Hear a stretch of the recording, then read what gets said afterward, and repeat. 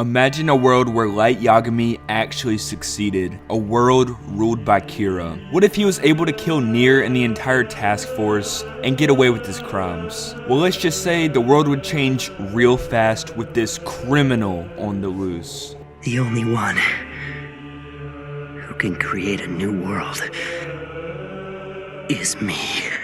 But let's start with what happened at the end of the anime. At this point, L is dead and Light's only opponents are Nier and the task force. Light ultimately loses because Nier is too freaking smart and made an identical fake copy of the Death Note. Light dies by exposing himself when he thinks everyone is about to die, and when they don't die because the Death Note was switched, he runs away. Then Light's Shinigami Ryuk kills him. But let's rewind the clock. Let's say that Light knew Nier made a fake Death Note and pulled the ultimate Uno reverse, and the notebook that Nier believes is the real one is actually a fake. Or he could have maintained his cool, refused to boast about his plans, which would lead to far less suspicion about him being Kira. If Light had stayed under the radar, Nier would have ultimately walked into his trap. But for this video scenario, let's just say that Light found a way to do the old switcheroo and is in the possession of the real Death Note. Well then, if you remember, Light's little sidekick was sitting outside the warehouse writing in the names of everyone. So if he had the real notebook, then in a matter of minutes, everyone preventing Light's rule would be dead. I know this is a lot of hypotheticals and would be extremely difficult to pull off, but this is Light Yagami at the end of the day. This dude is a genius. So finally, after years of meticulous moves, Light finds himself becoming the winner of this game. For Light, this is no mere victory. It's the ultimate proof that he, Kira, is justice. He watches as Nier and the entire task force die right in front of his eyes. This moment becomes a crescendo, not just of Light's intellect, but of his belief that he is destined to become god of the new world. Light is also completely free and without any real opposition, because pretty much everyone that knows his identity is now dead. Also, if you remember in the last arc of the anime, Light has a lot of supporters, and I go so far as to say that the majority of people support Kira at this moment. But Light wouldn't just sit back and relax after this victory. He would definitely start planning out his next moves and long-term goals for the world. Firstly, I think Light would start killing criminals at an all-time high and even outsource the work to other people like he did with Mikami in the story. Thousands of criminals would die a day all around the world, which would then lead to the governments passing laws to hide the identities of the criminals. But even though all these people are dying, and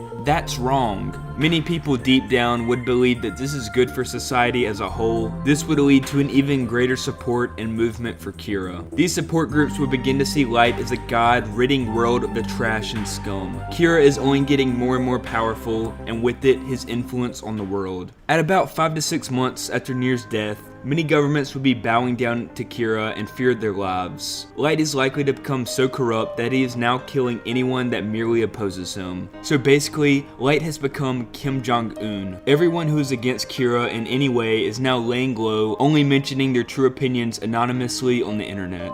On the bright side, about a year into Light's reign, the crime rate has dropped by 90%, with the penalty for committing a crime being death by Kira. The world lives in fear now of Kira, and with it starts the rise of a resistance group against Kira. The leader of this group will be someone from the same orphanage Elle grew up in, Whammy's house. If you don't quite remember all the lore about this orphanage, basically Elle's assistant Watari started this orphanage, Whammy's house, for the most gifted orphans around the world, and he raises them up to be geniuses. Elle was the greatest product of Whammy's house, and in the anime, Nier and Mello were fighting to become Elle's successor. Even though Elle, Nier, and Mello are dead, there is certain to be another little genius to become the new Elle, so let's just call this hypothetical L B. So B is the head of the Kira resistance group, and they propose a new rule that everyone should start using nicknames to be protected from Kira. Since no one knows who Kira actually is, no one can ever use real names, in fear that Kira or one of his workers will learn their true name. It's been 2 years now since Light started taking control, and the world is pretty depressing. America and most of the developed world has allied in secret with B and the Kira resistance group, and they are making great progress into stopping Kira. They've narrowed him down to hiding out in a secret underground base and plan to infiltrate it soon. Meanwhile, Light's mental state is no longer human. He's always had a god complex, but now he sees every other human as just a pawn in his grand game. The downside of that is that he has no real person to call his friend or anyone he can truly open up to and trust. I should also mention that Misa is no longer around because she killed herself due to Light basically telling her he has no use for her anymore. Light just saw Misa as a liability because she could slip up and reveal his true identity. Light is extremely paranoid constantly, especially because he knows the resistance group is on his tail. Well, Kira was right, because today is the day B's group raids Light's base. With the help of the US military, they make it super far, and when they finally make it to the room where Kira supposedly is, all they find is one of Kira's loyal workers. This worker made a deal to get the Shinigami eyes, and he quickly writes down B and the rest of the resistance group's names, and now they're all dead. The other countries of the world are absolutely defeated because their greatest asset in stopping Kira is now dead. All the world leaders come together and try to make a deal with Kira, but he just kills them all. Then Kira reveals himself as Light and proclaims himself as God of the entire Earth.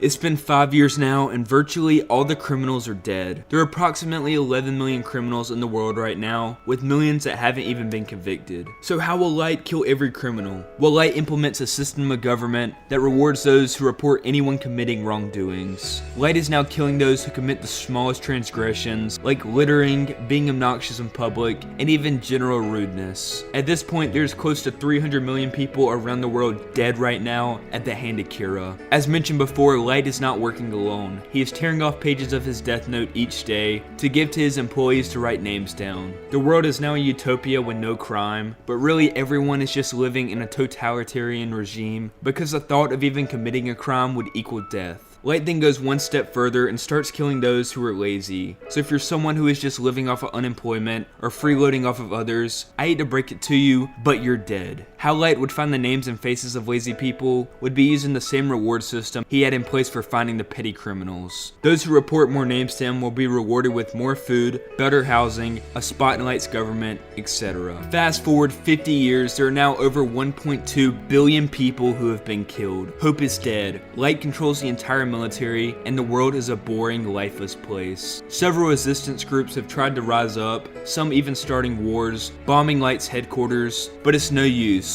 No one can stop him. He has surpassed human power. The world is now Light's world, but ultimately, Light has come full circle, back to when he was in high school. He's bored. Nothing is a challenge to him anymore. That is, besides death that is quickly approaching him. At this point in our timeline, Light is close to 70 years old, so he needs to find out a way to become immortal and fast. The way he solves this is by making a deal with several high-ranking Shinigami who are able to turn Light into a Shinigami himself. Shinigami have never done anything like this before, but they've been so entertained by Light that they humor him with his power. Light is the smartest and most creative human who has ever used the Death Note. With immortality, Light's reign will never end. No matter how many hundreds of years pass, Light will always be around to judge criminals, and that's just the way the world is now. But there is one being that is still more powerful than Light, and that is none other than the Shinigami King. When he finds out about Light being granted immortal power, he becomes super angry because it's become known that Light is now planning on killing the Shinigami King himself. This starts a time known as the Great Shinigami War. Light leaves the human world for now to fight in this war. Some Shinigami join Light's side because their dopamine receptors are now addicted to Light's entertaining use of the Death Note, and all the other Shinigami fight for the king. This war is one that goes on for hundreds and hundreds of years without any end in sight. This will surely be Light's last and hardest opponents.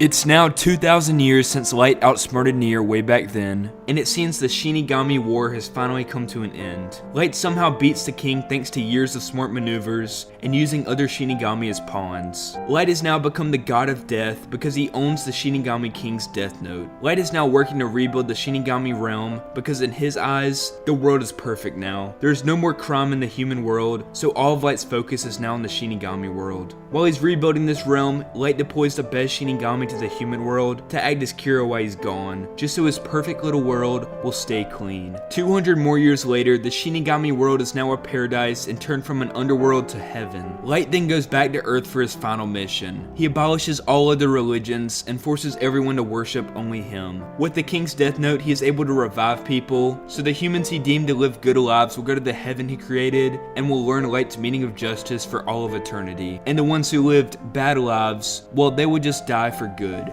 Light now resides in the Shinigami realm, aka Heaven, and lives there as king for years. Once again, Light's biggest enemy is back again, unable to be defeated, and that enemy is boredom. So what does Light do to cure this? Well, he enacts his craziest plan yet and orders all his Shinigami subjects to blow up the world, killing all 8 billion people, and essentially resets the world back to the Stone Age. Once the world develops back to the early 2000s, Light is then going to let everything that happened in the Death Note anime play out again in a loop. It's going to start when he orders one of his Shinigami to drop their Death Note into the human world. Light is only a mere spectator this time and acts as a Shinigami king, watching from above. He is patiently waiting at the top for his successor to come and eliminate him and become the new god of death. Death is the only way for Light to defeat his boredom, and he won't be satisfied until he is finally killed. This proves that in this world everyone is equal, and even Light, who perceives himself as a god, will die eventually. Once there is a successor to the king's throne, the cycle will repeat itself over and over again. And that is what would happen if Light won and was able to continue on as a mass murderer. And this is what the world would become if Light Yagami was able to fulfill all his goals.